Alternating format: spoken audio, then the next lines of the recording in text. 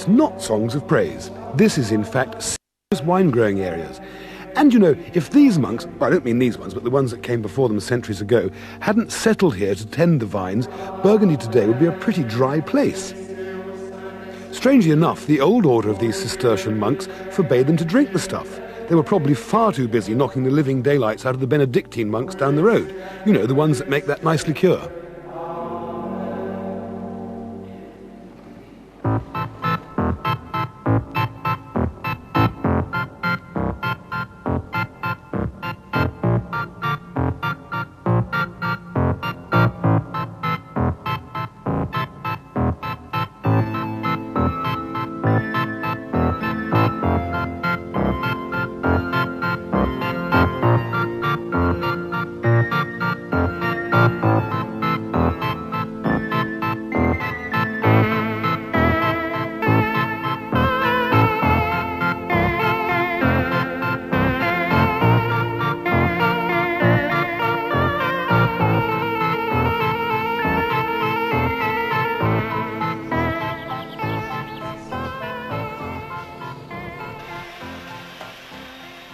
You've got to admire these chaps. They make fantastic light and creamy cheese called situ, named after the monastery, and made from the milk of these Charolais cows. And they're totally self-sufficient. In fact, my grandmother would approve totally of their attitudes. Early to bed, early to rise, all that bit. And you know, if it wasn't for the fact that women are sadly banned, I wouldn't mind spending a few weeks here myself, to cleanse my very weary soul. And here's one of my producer making an unusually dignified exit to the dog and ferret.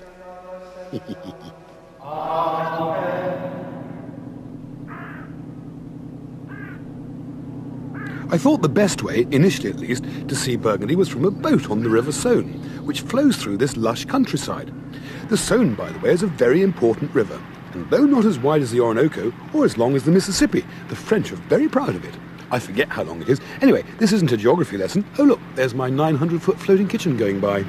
Burgundy food broadly falls into two categories. One where it's stewed in red wine, and one where it's sautéed and turned into a mustard saucy thing to pour over it. I'm doing the latter, mustard sauce. Very simple. Clive, come down here, usual routine. 2 escallops of veal, some choice Dijon mustard, some unsalted butter, some wonderful thick double cream. Very rare to find in France, because often cream in France isn't very good. And the whole thing's going to be finished off with this wonderful Marc de Bourgogne, which is a kind of a very strong alcohol, sub-brandy sort of stuff made from the residue of the wine pressing. But I'm not even doing that just for me, or even for the director who's behind the camera. I'm doing it for a very important guy who's coming to lunch, and who, at this moment, is sitting looking rather bored on the bow of this barge. So, if you'll come with me, that is a frying pan. Stay with that, Clive, while I get my act together. We put a bit of butter in there, and hopefully, because, as usual, I said, I think, we've conned our way in. I'm not familiar with the equipment here. We do try to do things in real time and live, so let's hope I've got the butter melting away there properly. And 1 escallop of veal in. Did you get that? Got that. Another escallop of veal in. Fingers in. Turn it over. Second, it's got a little bit sealed, like that. Season it with a little pepper. Exactly like that. Never add salt to meat, by the way, until it's sealed. Otherwise it brings the juices out and spoils it. Now you'll need to bear with me. Take a look out the window if you're being a bit bored at this stage. You'll see some lovely sights. Beautiful countryside, vines, maidens cavorting on the banks of the canal and stuff like that. You know, possibly people cycling past. Because one way or another, that's got to fry away for a second or two. Floyd busy down below in the galley cooking pole down below, cooking pole below. Out the window, looking out the window. Now, when you buy mustard, you can buy any kind of, like, you can buy dark vinegary flavoured ones, you can buy delicate yellow ones, but for cooking with mustard, use the pale yellow one. And always add it to the sauce at the end, because if you cook it too hot, if you make it too rich into the sauce, it takes away the flavour of the mustard. So you warm the sauce up and then add the mustard at the last end little bit, which we shall now do, because this is a Frenchman, he likes his meat slightly underdone. Turn that again like that. All I do now this is going to wreck your camera. A little Marc de Bourgogne goes in there like that. Absolutely up to maximum there. The meat goes onto there. Let the juice of the meat and the motherboard going to reduce a little bit. Stir in some cream, like that. 2 of those I should think would be fine. Let's put 3 in. Now you let that bubble away for a bit. They'll probably be editing this down as they go along because they can't afford the film to actually cook a dish from beginning to end. And I promise you, we are cooking in real time. As you can see by my face, I'm getting a bit hot and difficult. Stay on that side while I get some pepper to put in there, like that. Maximum heat, let it bubble away a bit. I'll have a swig of wine while that's going on.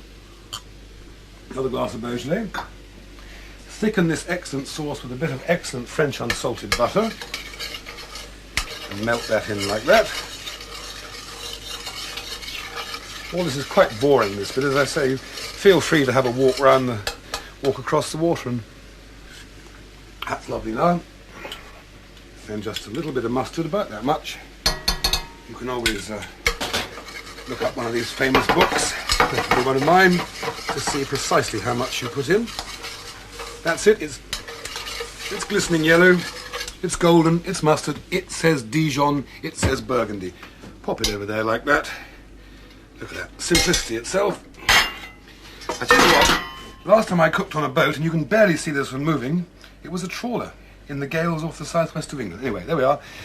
Escalope de veau à la moutarde du Dijon. Je vous souhaite bonne santé et bon appétit. And so to lunch, and a short but meaningful lesson on Burgundy wine from Jean-Michel Lafond.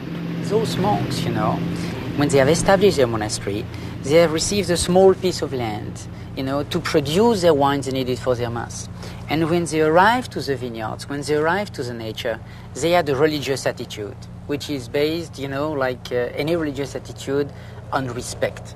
And they've decided to respect the soil, and they've decided to respect the character of this soil. So how have they resolved that? They chose particular vines which were suitable for that area? They, little by little, they have made a selection of the plant, and they have noticed that the Chardonnay plant, for producing the white wine, and the Pinot Noir plant to produce the red wine, was the best plant for us, Did monks ever get drunk? Did monks drink wine to enjoy themselves, or merely to celebrate Jesus Christ and Mass and religion? Well, I think both. They were really using the wine for the Mass and really enjoy the wine by themselves. This Côte de Nuit is very rich and soft and fruity, isn't it? And what makes the difference in all the Burgundy wines? Wine is like people. Wine is made by people, for the people. And if you take a group of people, you have some great ones and some funny ones. So that's the kind of things, which happen. And wine reflects, the life of the whole region.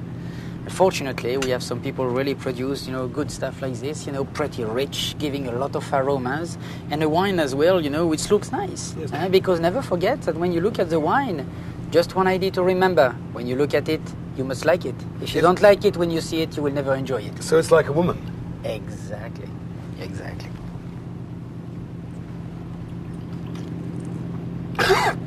I have to come fairly clean about all this. Yes, I'm arrogant. Yes, I drink a lot, but I don't really know a great deal about Burgundy wines, and, everything's been said about it. Hugh Johnson, John Arlott, Jancis Robinson, everybody knows all about it. Buy books, research it as much as you like. But the best way to find out about Burgundy wine is to drive through the countryside, stopping here and there, having a glass. And if you can't do that, you should buy my new game, which I haven't yet invented. It's going to be called Vinopoly.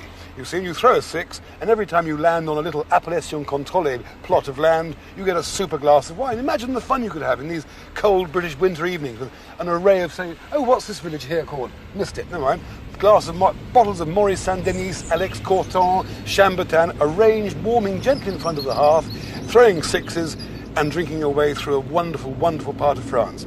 But I'm rabbiting on, and I've got some real work to do, because you know how we like to make these programs really difficult? My producer has invited a few of my yet-to-be-made friends to lunch, about 35 of them. Should be quite amusing.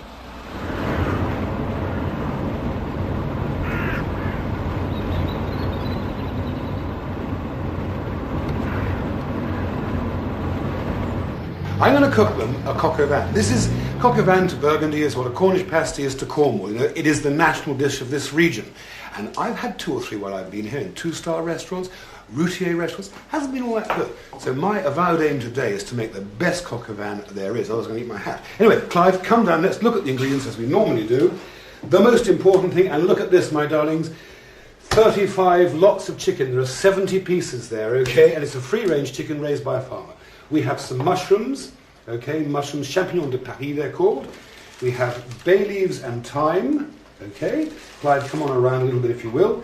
Parsley, garlic, salted smoked bacon, which I'm going to cut up into little cubes, carrots, onions, and over here a bit, last but absolutely not least, Gevrey Chambertin, one of the finest Burgundy wines in the area. Now what I've got to do, I've got to chop up all these little bits. So Clive, I know this is a bit difficult, but I am under supreme pressure here.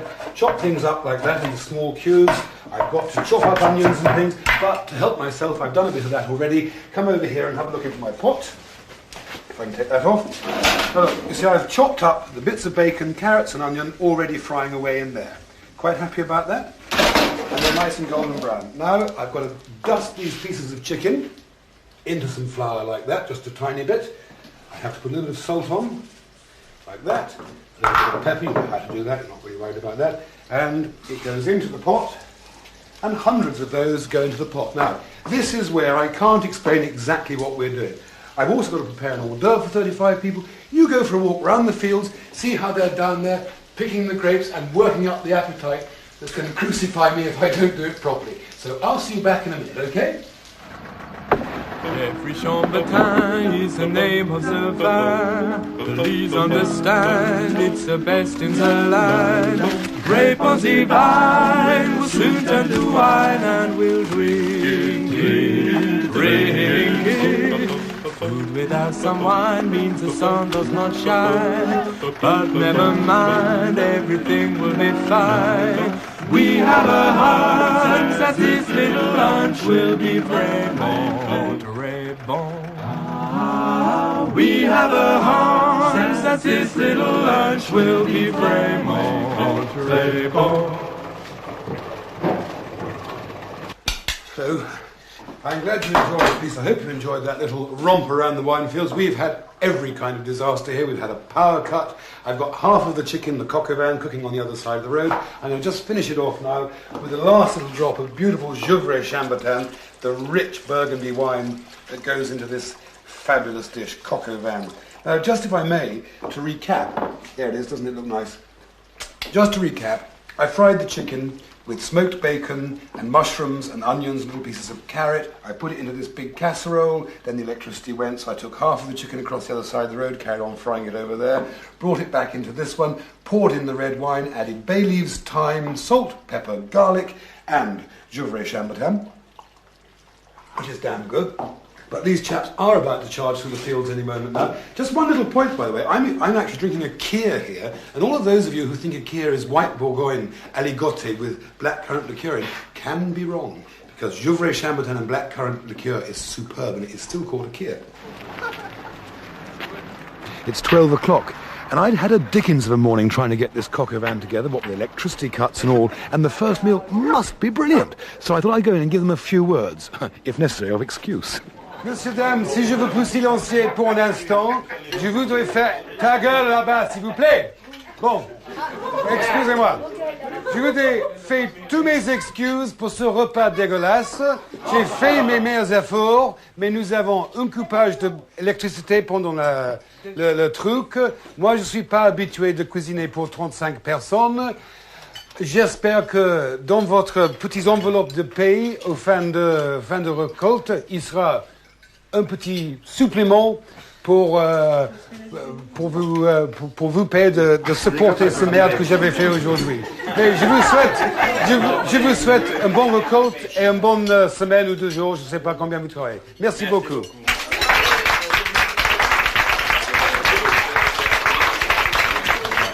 You'll be pleased to know my fears were totally groundless. They destroyed the tuna fish and tomato salad. They whacked away the celeriac and mayonnaise, the radishes. They tucked into the coq au vin like you couldn't believe, and the gratin of potatoes was swooped away. In fact, they enjoyed it so much, and Rennie was so happy, he invited me for a very special drink. C'est bizarre, ça. Où on va, alors? Là, il y a plus de... Attends, si tu veux le fil. Oui, ça va, c'est pas problème. Now, we thought that subtitles would be a bit naff here, so I'm going to sort of translate what he's saying as we're going along. First of all, he's telling me to go ahead of him. I'm sure you understand that. 100 000 And he's got 110,000 bottles here. On peut s'en plaire superbement bien ici. I just said I suppose you could hang one on here in a major way with this lot, but he said yes, only with a couple of really attractive women, though. 76. 76 wine. Pour sortir dans 10 ans. Oui, d'accord, 21 years. Ah, here's some stuff, 1980. Should be very good indeed. Celui-là? Bien sûr. Oh, this is the life chap. I had a really good time here, I have to tell you that. I can feel as if it was only yesterday. Bon. Si...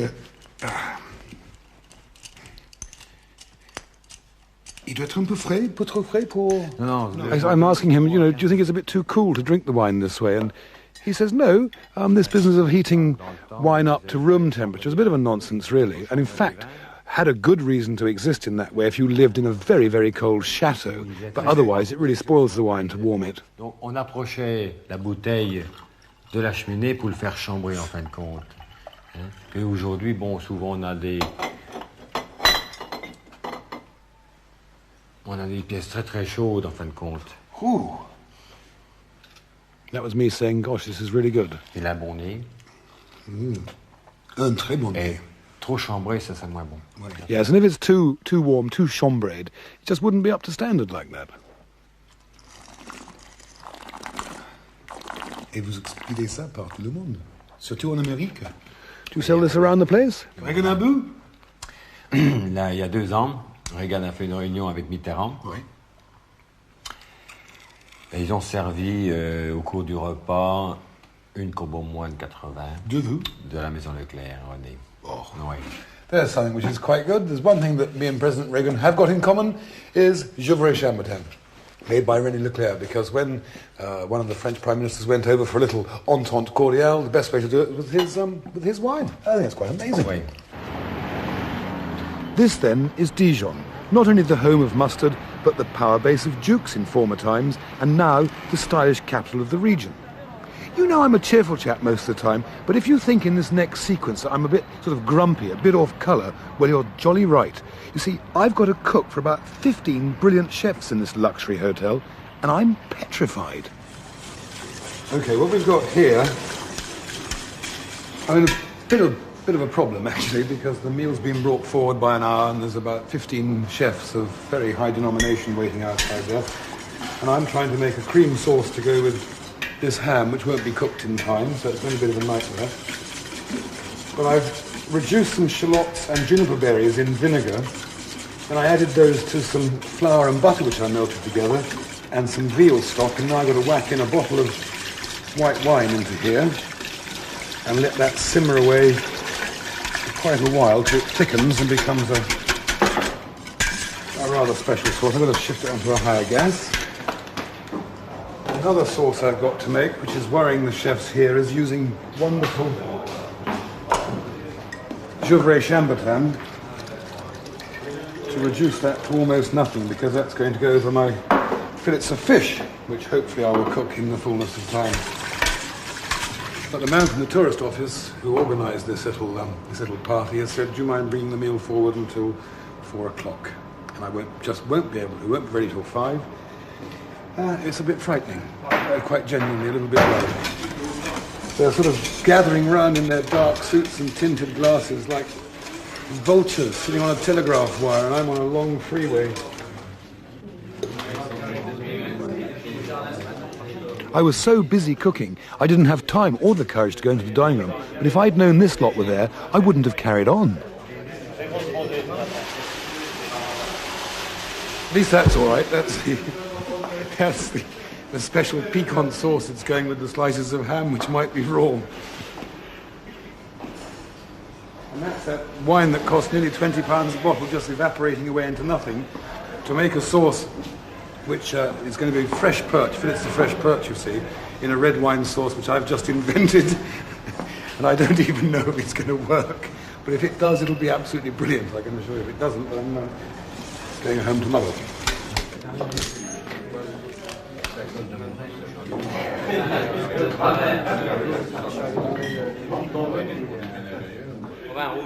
I started out on Burgundy, but soon hit the harder stuff. My friends said they'd stand behind me when the game got rough. but the joke was on me. There was no one even there to bluff. I'm going back to New York City.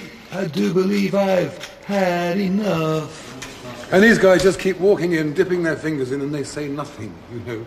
I imagine that's what the King of France used to say to them when they went to the guillotines. Just presumably there's some imperceptible sign they make between themselves. That means you're a total jerk.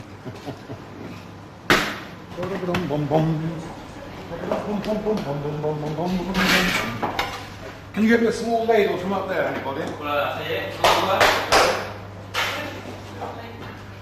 Parfait. Vous avez sous la main? Non, il faut que je nappe avec la sauce. Attendez, je vais mettre ça moi, puis vous allez Ok, mettre ça. merci. C'est où la sauce, là? Là. Et puis... For those of you not interested in the drama of the situation and still seem to think that this is a cookery programme, as billed in the Radio Times, I poached the perch for 2 or 3 minutes in a little white wine with a knob of butter and a bay leaf. Then for the sauce, I reduced some chopped shallots and red wine till it was almost nothing and whisked in a bit of butter till I had this smooth pink sauce. It was great. And I then waited in the kitchen for the news. The waiter came back, thumbs up, ça va, it's okay. I was so relieved. It doesn't matter whether you're an accountant, a football player, Nigel Mansell, or just a cooking genius like me, you need to know what the punters think about it. They said it was okay, I felt better. Then, the really good bit. The French TV turned up, the press turned up, the radio turned up, and I gave a rather elegant little interview in French and English for the 6 o'clock news that night. It was really great.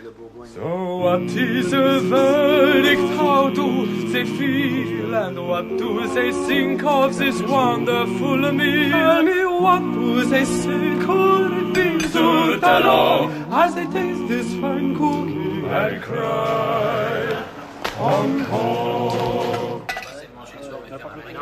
So they can have a small rest now while I carve the ham. Most interesting how people treat you. When I first came into the kitchen, they stood away from me. But now, Clark Kent has suddenly become my new friend, zipped out of the telephone box, hung up his tights and cape in the deep freeze, and is quite prepared to give me a hand, even talk to me as if I was a cook too, which I am, really. I had that blinking ham soaking in my bath all last night, so I couldn't get washed before I came this morning to get the salt out of it, and then I poached it for about 4 hours. Should have been 5, but it's okay, it's cooked nicely, and I made that brilliant cream sauce, slightly piquant. There you go. It's absolutely brilliant. And you lot all wish her at Christmas when you've got to carve the turkey, don't you? No, they want to do it. They get father-in-law to do it, get somebody else to do it. Well, you come here one of these days and carve boiled ham from 18 very superior gastronauts and you'll never complain again. Yep. Where's it going to go? Want me to take it all the way through? Yeah, go all the way through. Il me demande de prendre. Je prends ça? Oui. Malheureusement.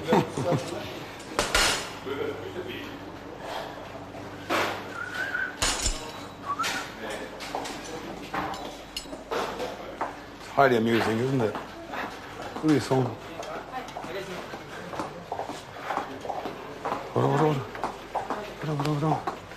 Oh là! Monsieur, bonjour.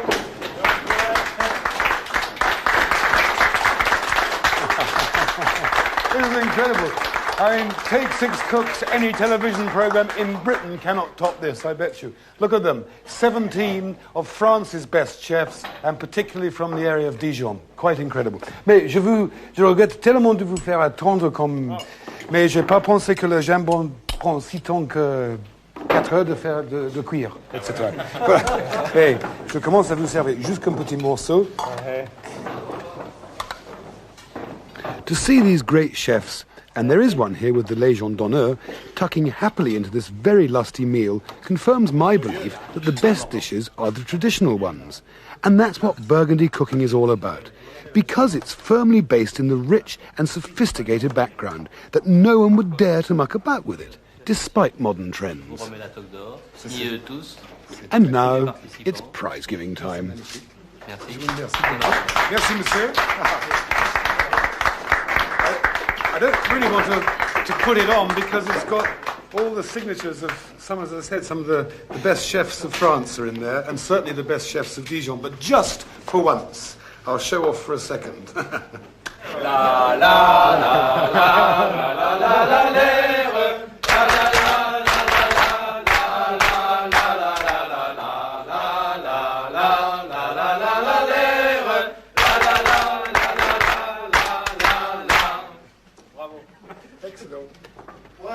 why are you the only person in the room wearing your hat that way? Parce que je suis comme Napoléon. C'est pour ça. And next on UK TV Food, meat lovers can take their pick from liver dumplings, pheasant or chicken in beer. At least no one ever called Keith faint-hearted as he arrives in Alsace for Floyd on France. Next.